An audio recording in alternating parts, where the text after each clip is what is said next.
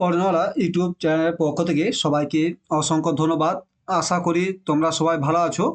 দেখার খবর হচ্ছে যে এসএসসি 26,000 চাকরি বাতিল। সুপ্রিম কোর্টে শুনানি নিয়ে বড় খবর সামনে এলো। এই আর্জি শিক্ষকদের একাংশের। কি বলছে? গত 22 এপ্রিল কলকাতা হাইকোর্টের নির্দেশে চাকরি খুঁজেছিলেন 2016 সালের এসএসসি প্যানেলের রাজ্যের 25,753 জন শিক্ষক ও শিক্ষিকা।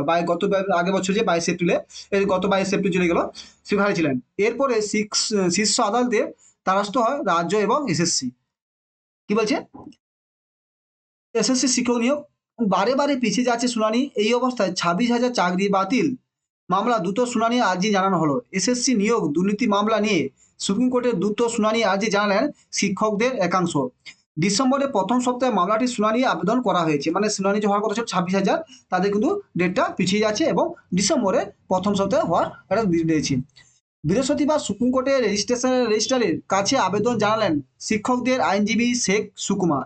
সব মিলে 25,753 জন শিক্ষকের চাকরি বাতিল করেছিল কলকাতা হাইকোর্ট। যদিও সেই নির্দেশে স্থগিতা দিলেন কলকাতা হাইকোর্ট। প্রথমে দেখো বাতিলে দিয়েছিল, তারপরে স্থগিতাদেশ দিয়েছিলেন যে বাতিল হবে না। বৃহস্পতিবার সুপ্রিম কোর্টে রেজিস্ট্রারে ইমেল করে যে আবেদন জানিয়েছে শেখর। এর আগে 16ই জুলাই সুপ্রিম কোর্টের তৎকালীন প্রধান বিচারপতি DOR চন্দ্রচূড়ের নেতৃত্বাধীন বেঞ্চে এই মামলা শুনানি হয়েছিল। এরপর মামলাটি একাধিকবার শুনানির তালিকাভুক্ত হলেও শেষ পর্যন্ত শুনানো হয়নি। সময়ের অভাবের কারণে দেখিয়ে শুনানি হয়নি। কি বলছে? এসএসসি 2016 সালে নিয়োগ নিয়ে ওঠা বিরাট অভিযোগ। মামলা দায়ের করা হয় কলকাতা হাইকোর্টে। গত 22 এপ্রিল কলকাতা হাইকোর্ট নির্দেশে চাকরি হয়েছিল 2016 সালের এসএসসি প্যানেলের রাজ্যে বা 25,753 জন শিক্ষক ও শিক্ষাকর্মী। তাহলে কতজন? যে 25,000 মতো যে শিক্ষক বাতিল ছিল, তার শুনানি এখনো হয়নি। এরপরে শীর্ষ আদালতের দ্বারস্থ হয় রাজ্য এবং এসএসসি। পাশাপাশি বিভিন্ন শিক্ষা সংগঠন সুপ্রিম কোর্টের দ্বারস্থ হয়। সেই হাইকোর্টের নির্দেশে অন্তর্বর্তীকালীন স্থগিতাদেশ জারি করেন শীর্ষ আদালত।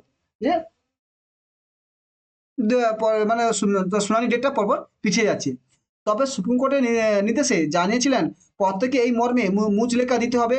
যারা অবৈধভাবে চাকরি পেয়েছেন প্রমাণ হবে, তাদের মে মাস থেকে রায়ের দিন পর্যন্ত সমস্ত বেতন সুদ সমান ফেরত দিতে হবে। পাশাপাশি বলা হয় অবৈধ নিয়োগ সংক্রান্ত যে তদন্ত চলছে তা চালিয়ে যাবে সিবিআই। তার মানে এখনো সিবিআই তদন্ত চলছে এবং এখন যে শুনানিটা তোমাদের ডিসেম্বর মাসে ফাঁস হওয়ার সম্ভাবনা আছে। দেখা যাক কি হয়, ডেটটা পরে পিছিয়ে যাচ্ছে, কি হয় এসেছে তার শুনানি নিয়ে।